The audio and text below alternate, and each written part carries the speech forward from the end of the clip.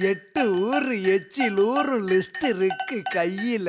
எங்க ருசிய அடிச்சுக்க சாப்பாடு எவனும் செய்யல. வணக்கம்ங்க. ட்ரை பண்ணி பாருங்கள். சேனல் மூலமாக இவ்வளோ நாள் என்னோடய கையை மட்டும் காட்டி உங்ககிட்ட எல்லாம் வீடியோவில் நான் பேசியிருக்கிறேன். எனக்கு ஒரு 2000 ஃபேமிலிஸ் எனக்கு ஆதரவு கொடுத்துருக்கீங்க. ரொம்ப சந்தோஷமாக இருக்குது. ஏன்னா இனிமேலும் நான் என்னோடய ஃபேஸை காட்டினா இவங்க தான் வீடியோ போடுறாங்கன்னு நீங்கள்லாம் தெரிஞ்சுக்கணும்ல. மேலும் மேலும் உங்களோட ஆதரவுலாம் எனக்கு வேணும். அதனால தான் நான் நேரில் வந்திருக்கிறேன் இன்றைக்கி. இனிமேலும் என்னோடய வீடியோஸ்லாம் நான் நேர்லேயே உங்களுக்கு எல்லாம் செஞ்சு காட்ட போகிறேன். நீங்களும் இதை பார்த்து எனக்கு கண்டிப்பாக ஆதரவு கொடுப்பீங்கன்னு நம்பி நான் உங்கள்கிட்ட நேரில் வரேன். கண்டிப்பாக இதுக்கு மேலும் நிறைய ஃபேமிலிஸ் எனக்கு ஆதரவு கொடுப்பீங்கன்னு நம்புகிறேன். வாங்க வீடியோக்குள்ளே போகலாம். இந்த கிழங்கை வச்சு நம்ம அழகாக ஹெல்த்தியாக ஒரு ஸ்நாக்ஸ் ஒன்று, ஈவினிங் ஸ்நாக்ஸ் காலையில் கூட சாப்பிட்லாம், பிள்ளைகளுக்கும் ரொம்ப கொடுக்கலாம். இதை நான் இப்போ இந்த கிழங்கு இதை ஆல்வெள்ளி கிழங்குன்னு சொல்லுவாங்க, கப்பை கிழங்குன்னு சொல்லுவாங்க, மரச்சீனி கிழங்குன்னு சொல்லுவாங்க, நிறைய பேர் வச்சு சொல்லுவாங்க. சென்னை பக்கம்லாம் இது ஆல்வெள்ளி கிழங்கு, எங்கள் ஊர் நாகர்கோவில் சைட்லலாம் இது மரச்சீனி கிழங்குன்னு சொல்லுவாங்க. இது நான் இப்போ கட் பண்ணி நான் வேக வச்சு சொல்லித்தரேன் பாருங்க. எனக்கு கத்தியில் கட் பண்ணுறத விட அந்த அருவாமனையில் கட் பண்ணால் ஈஸியாக கட் பண்ணிடுவேன்.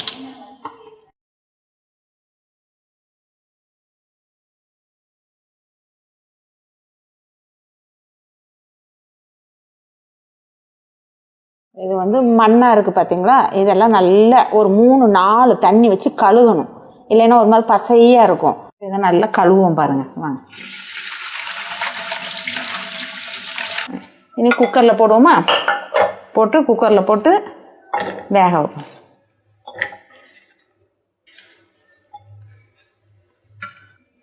இது தேவையான அளவு உப்பையும் போடுறேன்னா தண்ணி ஊற்றுற பாருங்க.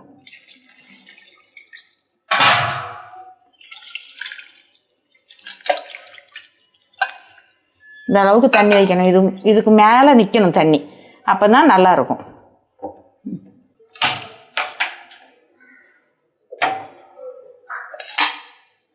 குக்கர் வச்சுட்டு மூடி போட்டு ஒரு விசிலில் நம்ம எடுத்துடலாம். ஏன்னா இது சட்டுன்னு வெந்துடும் இந்த கிழங்கு.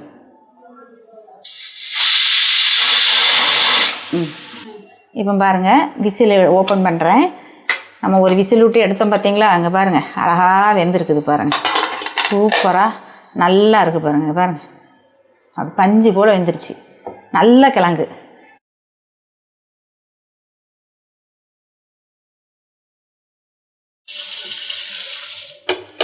ஸ்டவ் பற்ற வச்சுட்டு நான் எங்கள் வீட்டில் எல்லாத்துக்குமே தேங்காய் எண்ணெய் தான் யூஸ் பண்ணுவேன்.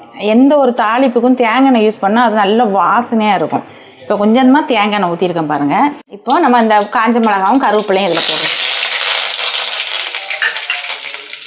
இப்போ கொஞ்சம் தேங்காய் துருவல் இதில் போடுவோம்.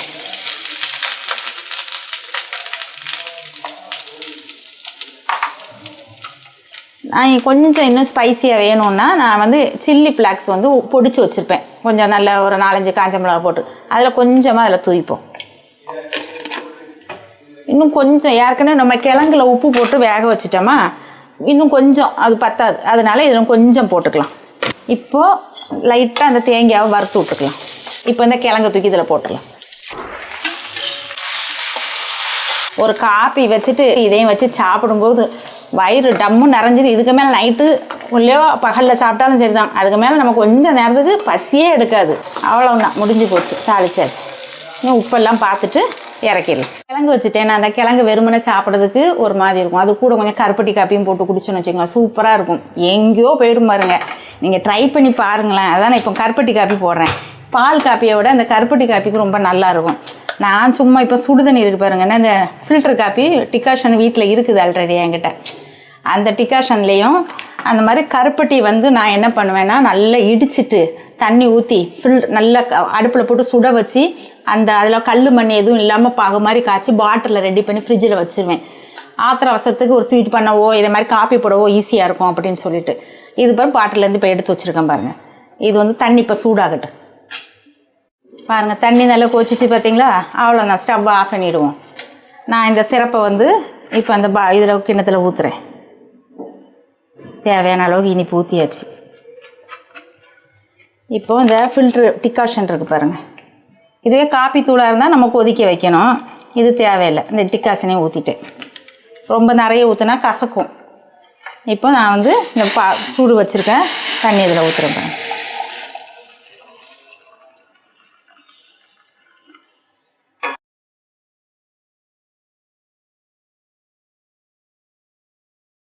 நல்ல ஹெல்த்து. இந்த மாதிரி கருப்பட்டி காப்பிலாம் இப்போ யார் போடுறா சொல்லுங்கள்? ரொம்ப ஹெல்த்து. இதெல்லாம் உடம்புக்கு அவ்வளோ நல்லது, ஆரோக்கியமான உணவு. இதெல்லாம் ஈஸியாகவும் செஞ்சிடலாம்.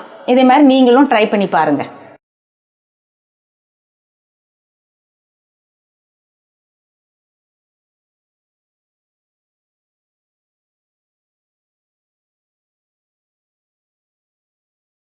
சாப்பிட்டு பாருங்கள், அவ்வளோ அழகாக இருக்கும்.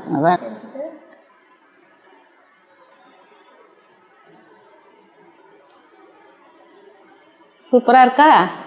சூப்பராக இருக்குமா? நீங்களும் ட்ரை பண்ணுங்கள். இதே மாதிரி எங்கள் வீட்டில் எல்லோரும் ட்ரை பண்ணுறாங்க.